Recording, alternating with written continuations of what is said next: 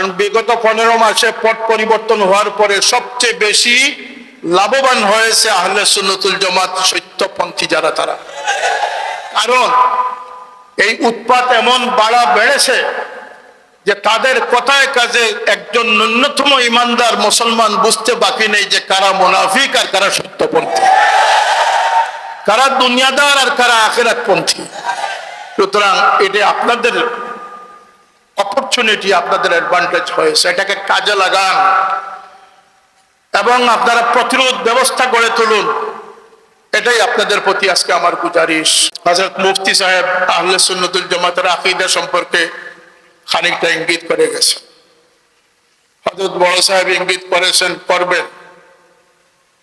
এই আকীদার সংগ্রাম এর পাশাপাশি আখলাককে সংরক্ষণ করার জন্য যে বাবের বদ আখলাকি অসৎ চরিত্রবানরা ইসলামের নামে আজকে মাঠ গরম করতেছে, এদেরকে স্তম্ভিত প্রতিহত করার দায়িত্ব আমাদের আছে না? আছে না?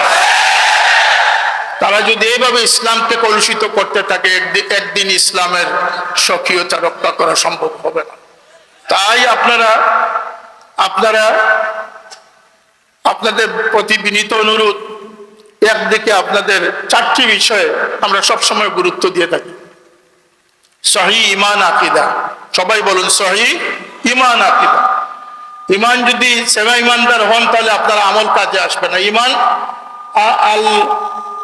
আল আকীদাতু হিয়া সাতরুল ঈমান, বিভিন্ন সংজ্ঞায়িত করা হয়েছে। কখনো বলা হয়েছে যে ঈমানের ছাদ, কখনো বলা হয়েছে ঈমানের বাউন্ডারি।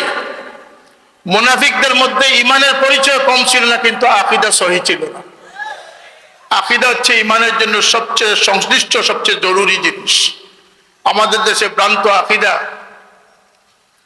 আপনাদের সামনে এই বিস্তারিত বলার আমার সময় নেই, কিন্তু খারিজি ওয়াহাবিরা এবং মওদুদি ফিতনারা যেভাবে ভ্রান্ত আকীদা আগে ছড়িয়েছিল, ঈমানের জন্য ক্ষতিকর প্রভাব তারা বিস্তার করেছিল, আজকে আখলাকের জন্য ক্ষতিকর প্রভাব বিস্তার করেছে।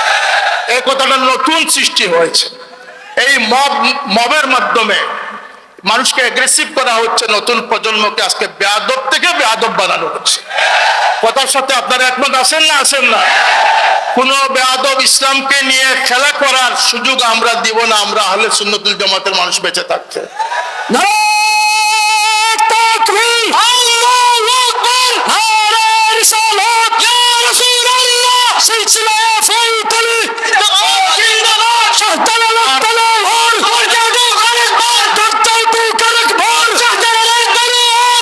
সহিহ ঈমান আকীদা,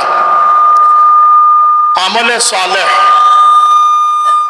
আমলে সালেহ। বিশেষ করে সবাই জুমার দিন রাতের মধ্যে সূরা কাহফ পড়বেন। হযরত সাহেবুল্লাহ শেষ জীবন পর্যন্ত তিনি সূরা কাহফ তিলাওয়াত করতেন। যে সূরা কাহফ তিলাওয়াত করবে, এই এক জুমাতে তিলাওয়াত করবে, আরেক জুমা পর্যন্ত আল্লাহ পাক তাকে একটা প্রোটেক্টিভ নূর দান করে দিবেন। আজকের দিনে ওয়াজিব হচ্ছে আহলে হকদের জন্য, কারণ বিগত 15 মাসে পট পরিবর্তন হওয়ার পরে সবচেয়ে বেশি লাভবান হয়েছে আহলে সুন্নাতুল জামাত সত্যপন্থী যারা তারা। কারণ এই উৎপাত এমন বেড়েছে যে তাদের কথায় কাজে একজন ন্যূনতম ইমানদার মুসলমান বুঝতে বাকি নেই যে কারা মুনাফিক আর কারা সত্যপন্থী, কারা দুনিয়াদার আর কারা আখিরাতপন্থী। সুতরাং এটা আপনাদের অপরচুনিটি, আপনাদের অ্যাডভান্টেজ হয়েছে, এটাকে কাজে লাগান এবং আপনারা প্রতিরোধ ব্যবস্থা গড়ে তুলুন। এটাই আপনাদের প্রতি আজকে আমার গুজারিশ। আমলে সালেহের পরে হচ্ছে আখলাকে হাসানা। কথা বলেন, আখলাকে হাসানা, উত্তম চরিত্র। এরপরে হচ্ছে খেদমতে খালক, মানব সেবা, আল্লাহর সৃষ্টির প্রতি যে দায়িত্ব রয়েছে সেই দায়িত্ব একদম। এই 4টি উসুলের ভিত্তিতে আঞ্জুমানে আল ইসলাম বলেন আর তালামিজে ইসলামিয়া বলেন, দেশে বলেন বিদেশে বলেন, আফ্রিকা থেকে নিয়ে অস্ট্রেলিয়া, আমেরিকা থেকে নিয়ে ইউরোপ, এমন কোন স্থান নেই যেখানে আঞ্জুমানে আল ইসলাম শাখা প্রশাখা সৃষ্টি না হয়েছে। সুতরাং সেই কাজ আপনারা আঞ্জাম দিবেন।